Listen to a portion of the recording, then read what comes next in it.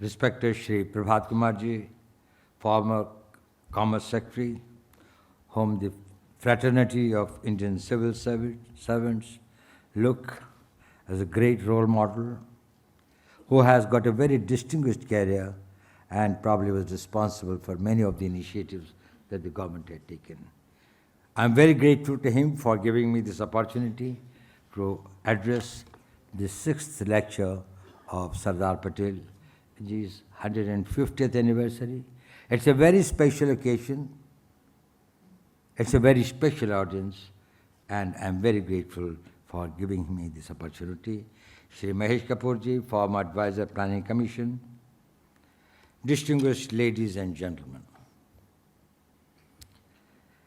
It is my proud privilege to talk on a subject about which probably I know the least, and probably most of you sitting here have done more.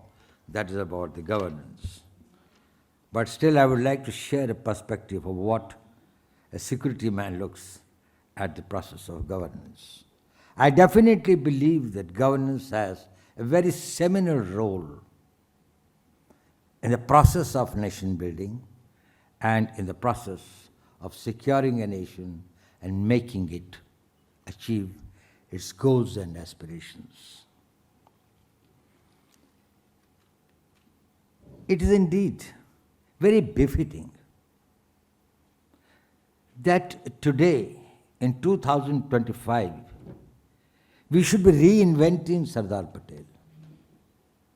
Probably the need to understand him, the time to emulate him and understand his vision, his clarity of thought, his vision is required in India today more than ever before. Not only India is under transition, India is having an orbital shift from a certain type of governance, from a certain type of a government structures, societal structures, but also its place in the global order. The world is also undergoing a great transformation. And whenever the change comes, the most important things are your clarity of vision.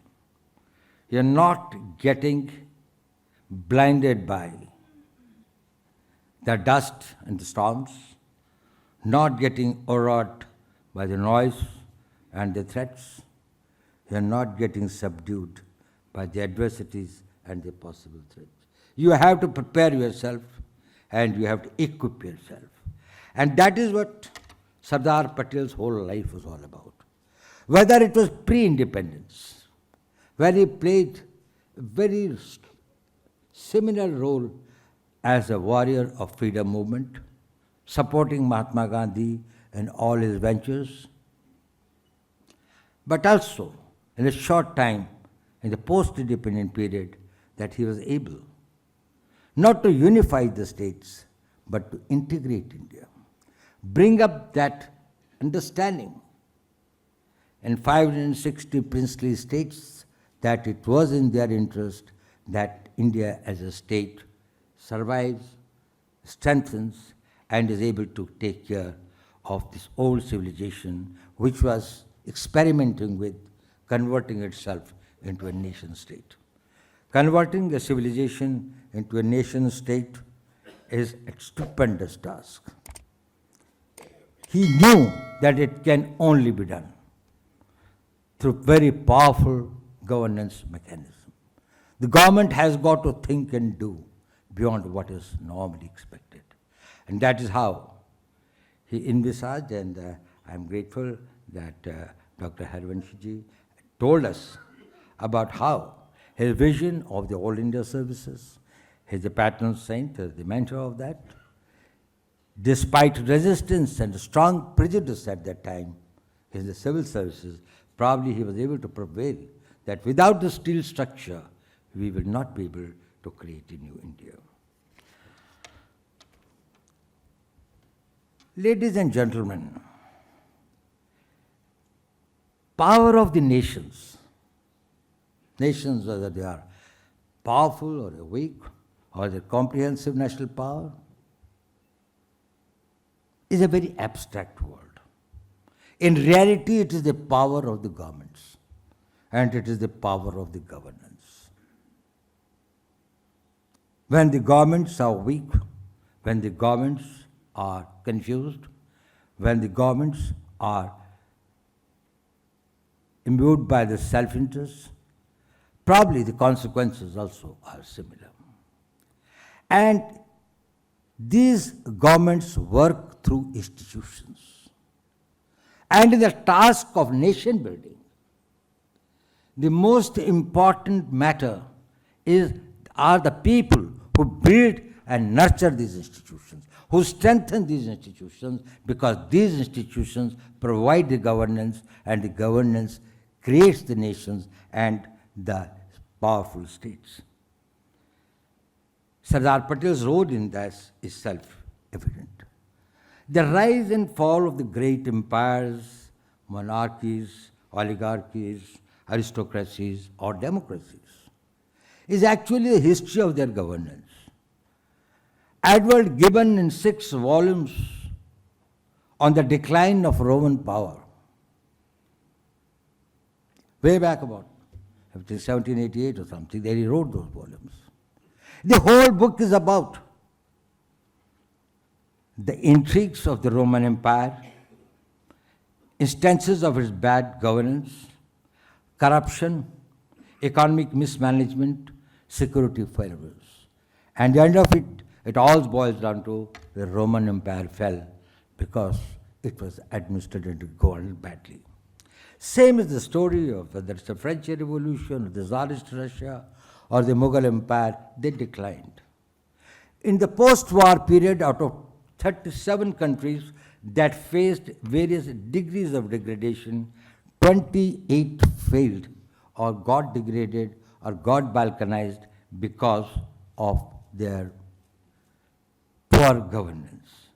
And the recent cases of the change of regimes through non-constitutional methods in Bangladesh, Sri Lanka, Nepal, and others were actually the gilding cases of the bad governance. And that is how the governance matters.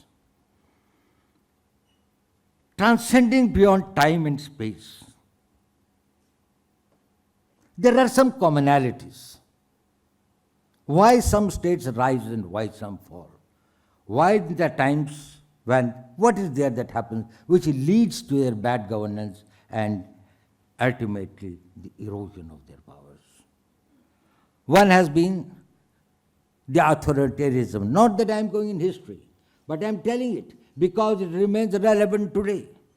It has remained relevant for the past 3,000 years of the recorded history that we know of the state structures and the governments as they existed, whether it was the Greek states or it was the modern democracies and even the oligarchies and others.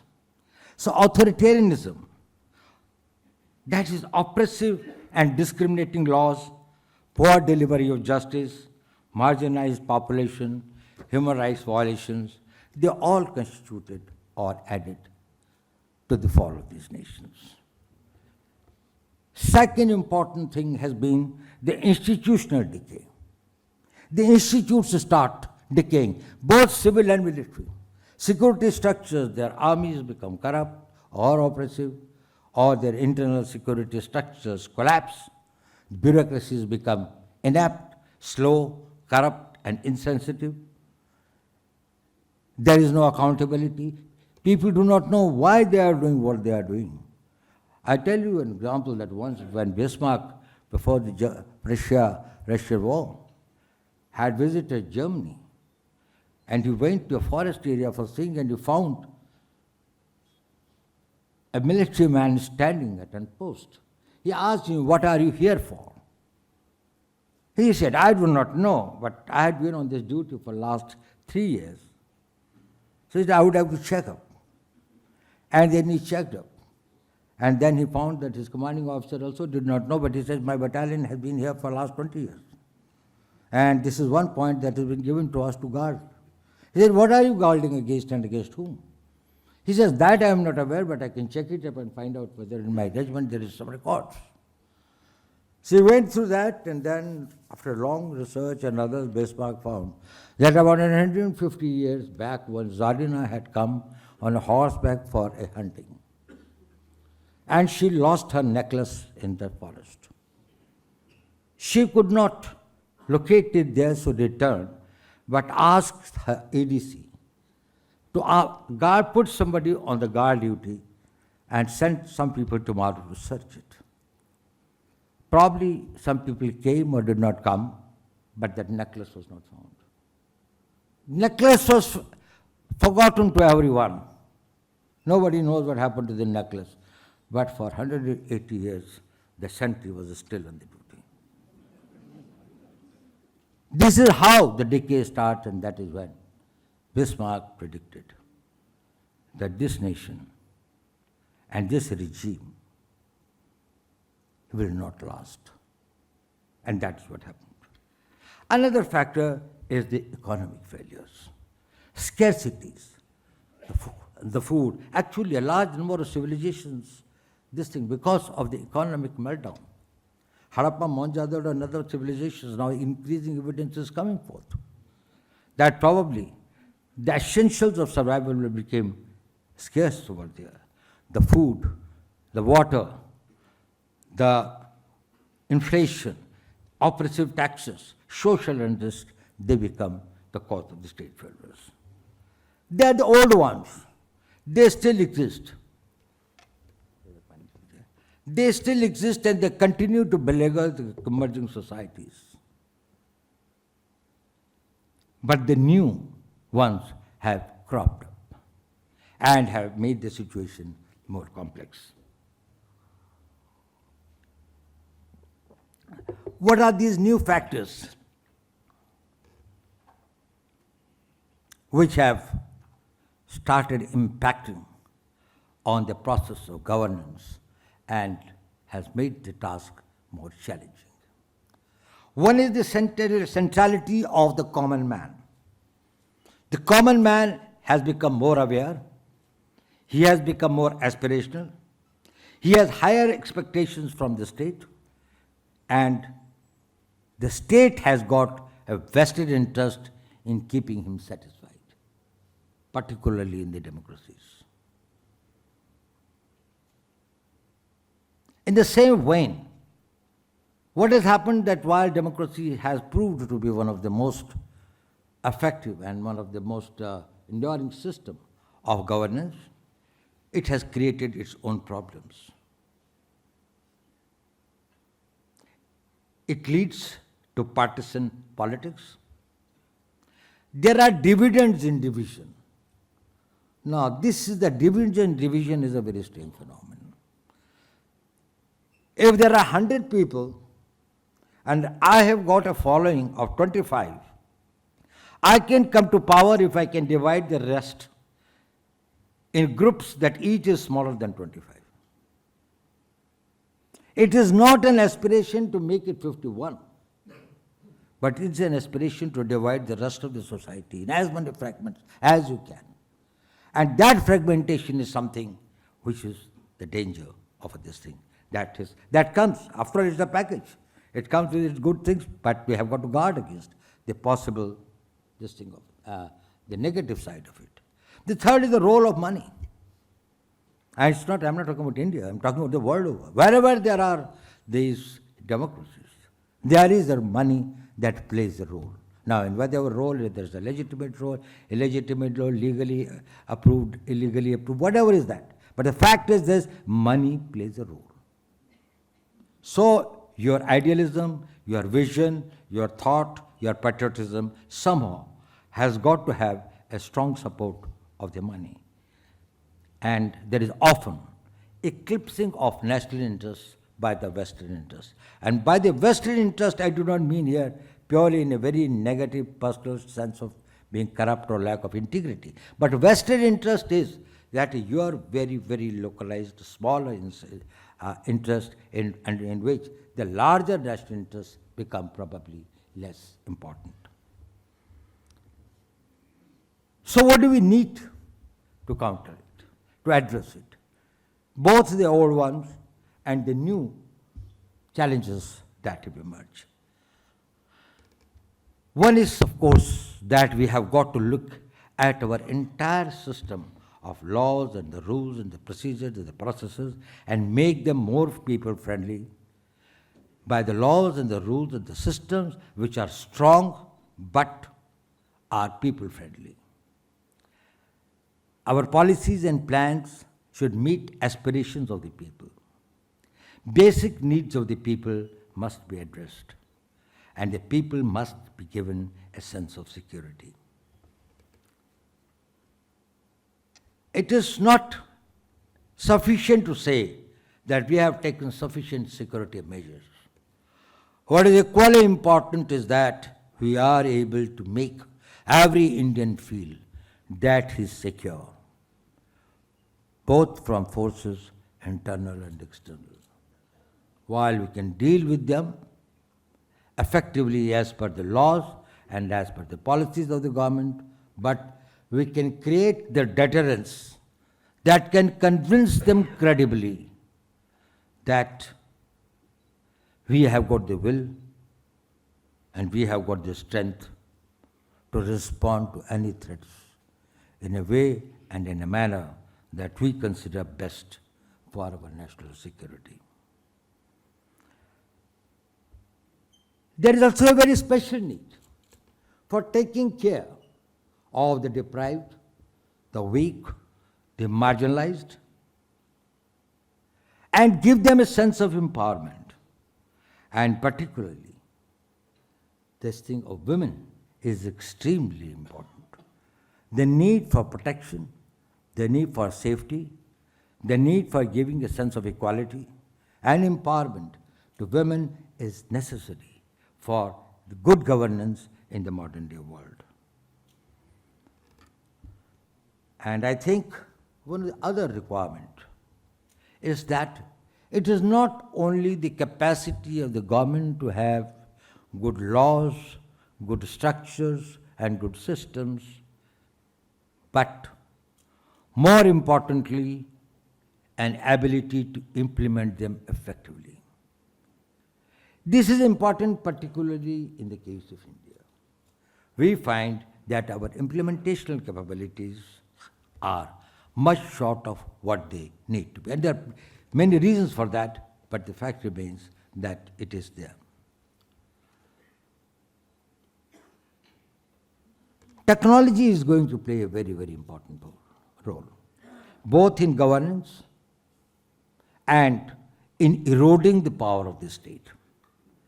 We have got to exploit the technology that can ensure greater transparency, accountability, deliverance of service to the common man, grievance redressals,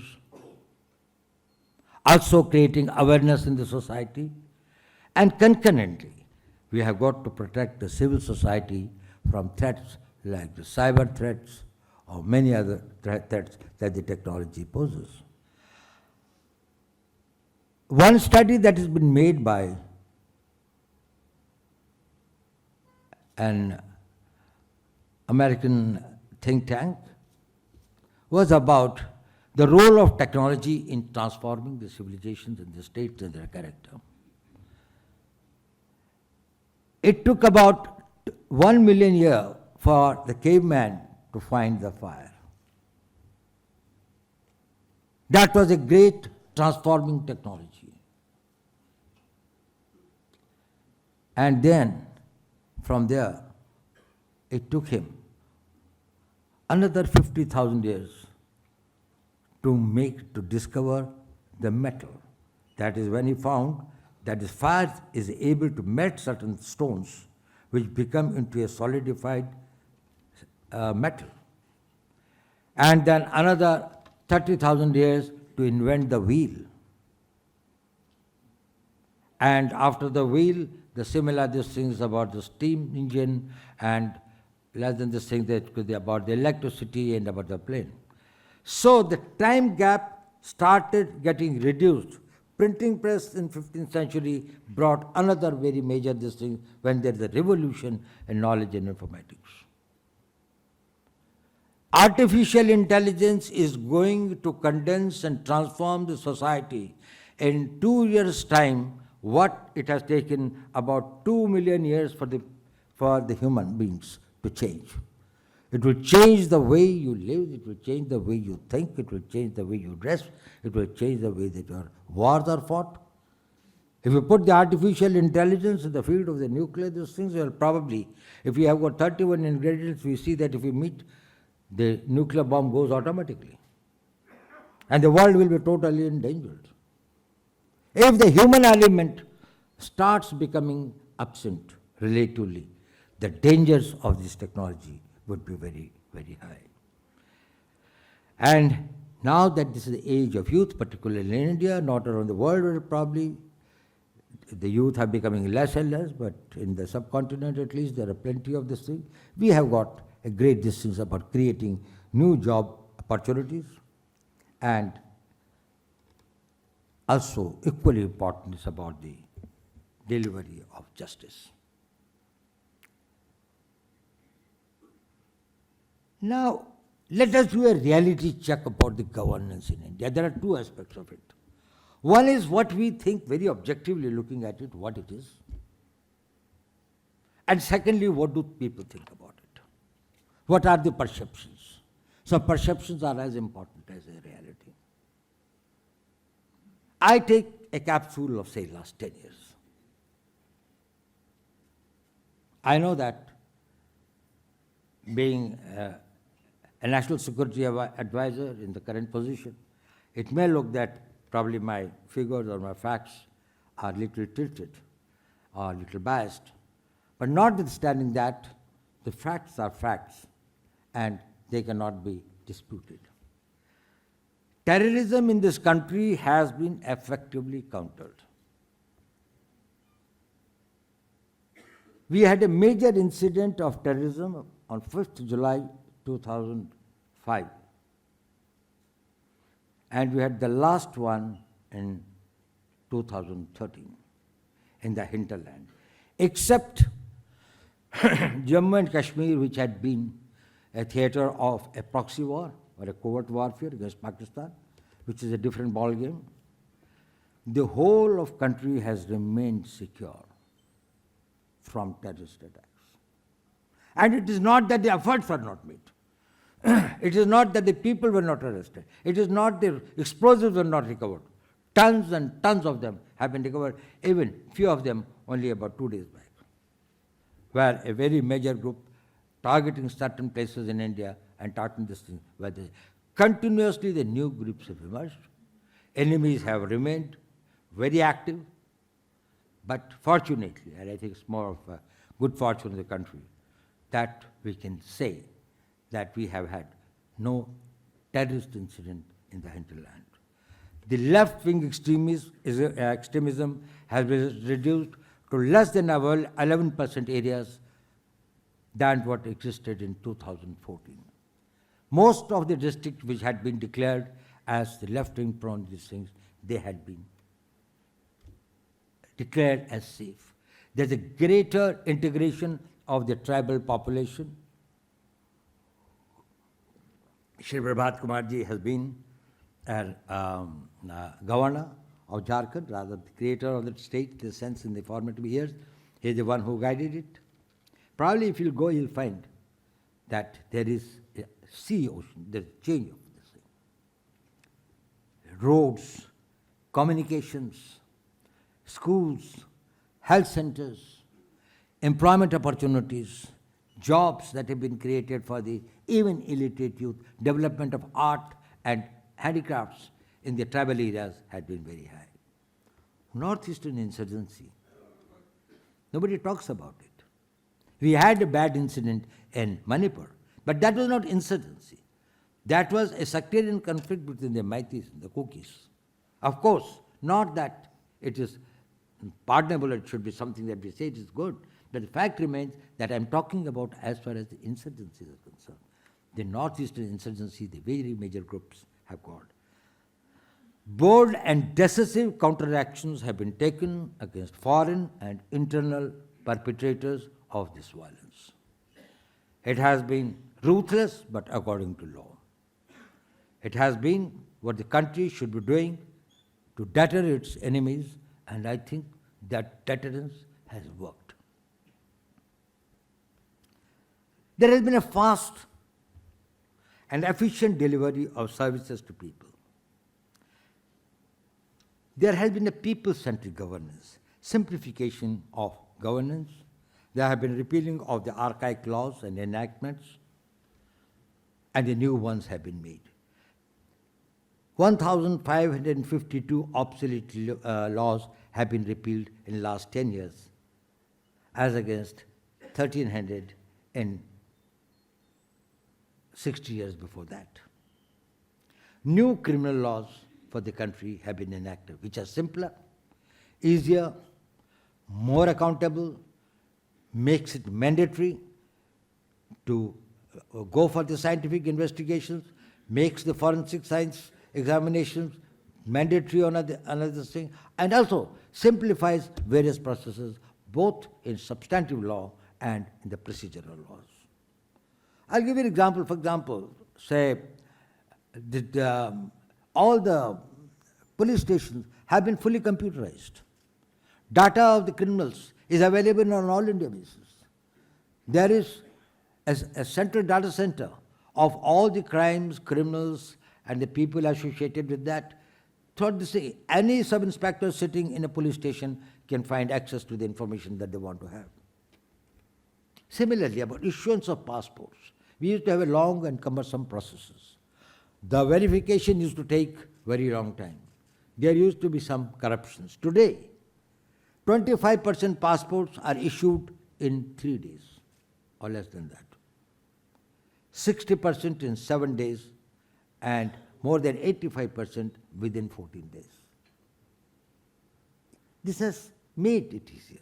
There is a digital governance that has been this thing. In health, under Ayushman Bharat, the coverage of 5 lakh per family. Similarly, on the national economy, the GDP from $2.15 trillion in 2015 to nearly $4 trillion in 2025 has taken its global ranking from 10th to 5th, and mostly, probably, more likely, very shortly, it will be the 4th.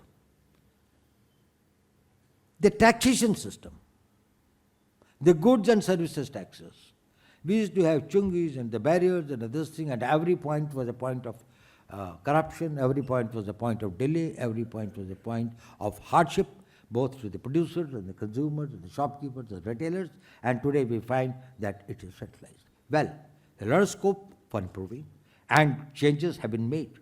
But a great beginning has been made, and probably to the exchequer, to the Consolidated Fund of India, the earnings that are accruing through the GST are much more, and both the states and the center find the system much more effective and useful.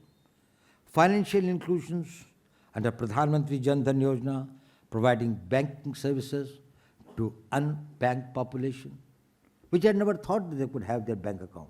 And now it's in crores. Similarly, the unified payment interface, it has revolutionized and simplified the financial transactions. Even you go to a rediwala and you give your credit card, he is able to provide you this. So by and large, we find that it has been the people-centric, it has eased the things, it has reduced the possible avenues of corruption or hardships to the persons. That is one point of view. But then let us see the other point of view. How are we perceived?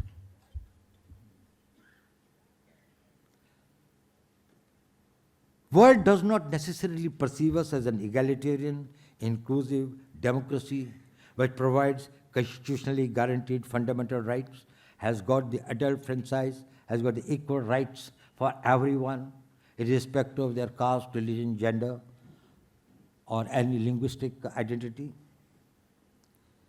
We have got many liberal and pro-poor legislations.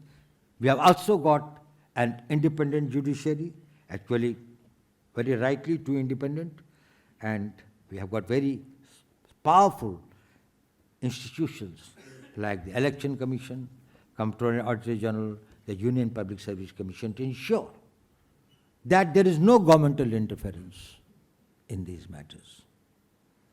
However, global perceptions and projections do not carry this image of India. Whether it's on the district level, I had just got one study conducted about, let's say, last 3 months. What had been the articles, what had been the thinkings, what had been the surveys that had been conducted against India, about India. And we find that a large number of the global think tanks, some of the scholars, abetted and supported by the most of the things, the material that they get is from the Indian side, the Indian columnists, the Indian journalists, who actually, who think that the news is only, if it is something is a bad news, is the only good news. Because that's the only thing that they can think. So in corruption ranking, the global ranking, India was ranked 96th out of 180. That is, they said, the society or the government continues to be highly corrupt. They note about it that there is some truth in that we have not been able to wipe out corruption from all spheres and all stages. But we have brought about institutional changes to contain and control corruption. And probably many more are in the pipeline. In the global governance performance, which is measured about the regulatory framework and regulatory and infrastructure facilities, we are ranked 118th among 142 countries, which I think was very unfair. Even had it been so, we would not be getting so much of the foreign direct investment at the rate that we are getting. India is a very sought after destination by most of the global investors even today. Rule of Law Index, the World Justice Project rated India 79th out of 142. Of course, it's a great improvement from the past, but in spite of that, I think we deserve to be much above that. The Press Freedom Index says India ranks as 151 amongst 182 countries. I think, I don't know, what could be more freedom in India than the freedom of press, that they can write everything that they think is somebody's idea but does not have any substantial facts to support it. But it is all right. And then the social media and the freedoms that the people enjoy. Accountability, the Indian rating was 1.47%. It is true that the methodology adopted is not fair. There are certain biases. There are certain other factors, invisible factors also, which play a role in that. But there's also a need for us, for introspection, and to have self-criticism, to identify where are the shortcomings and what needs to be done. Not what the others are telling, but we ourselves experience. And I would like to allude to some very specific areas where I think the Indian governance needs much greater focus and much concerted efforts to achieve that. One is the need for greater accountability. I think I've already shot my time away. This thing of the greater accountability. Low tolerance for defaulters is necessary. Sympathy misplaced is the worst form of cruelty. Supporting or shielding the people who are wrong should be made as punishable and as this thing. Somebody told me, how can you bring this thing, the change and reduce the corruption in police? I said, it's a very simple method. Nobody will know about a corrupt police officer except his immediate superior. He is the one who comes to know about it first. If there is something adverse against a police officer, then let there be an adverse entry also on his this thing that he could not control corruption amongst his subordinates. He will see that he will bring down at least to 50%. Because then it is in his interest to see that the people below him do not become visibly corrupt at least. But if it is not, then he becomes a party to that. Second is the capacity building. Now, capacity building, I think, is important. Now, the new technologies, the new challenges, and the new vision of India to become a developed country. We need better training of people in the government at all levels, a specialization, greater understanding of the systems and the global practices and the incorporating the best practices. Also, the government's capacity for perception management and creating awareness. It is important because national will is affected when the country's image gets sullied. When people feel that our institutions are not dependable, when the people feel that our electoral system or our financial systems and others, there are not that levels of transparency and probity and moral standards that are adopted. That is bad for a nation's will.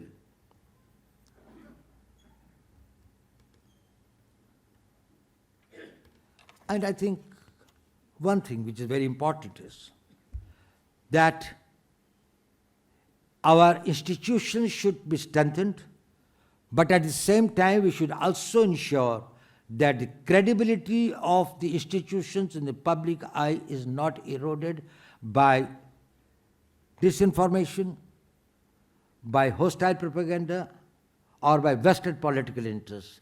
These institutions are sacrosanct. They should be seen above politics. People's losing faith in these institutions, whether it is your defense forces, security forces, judiciary, electoral systems, comptroller, auditor general, etc., that will be something which will be very, very disastrous. So I think these are the areas we have to focus on. Ladies and gentlemen, we are thinking of a Viksit Bharat. We are aspiring. We are doing everything that will go for Viksit Bharat. But let me tell you that you can never have a Viksit Bharat with an archaic governance structure, with the standards of governance which do not measure up to the levels of a developed country. So we have got to train ourselves, we have to equip ourselves, we have to organize ourselves, we have to bring about a convergence in our policy making and in our program making, and also a whole of the government approach in their execution. Our executive skills and capabilities have got to be enhanced substantially. Once again, sir, I am very grateful to you for giving me this opportunity. It had been indeed a great pleasure for me to interact with me and share some of my thoughts with you, but I can definitely tell you that the country is on the ascendancy, is doing very well, and it has got a great future, and with the efforts that every Indian is making today, every Indian who is becoming aspirational, every mother who wants a child to go to the best of schools even when it comes from a very low economic group and others, is something which is extremely boosting, morale boosting, and I'm very confident that the vision of Sardar Patel of a great India, of an integrated India, of a powerful India will be realized by this generation. Thank you very much.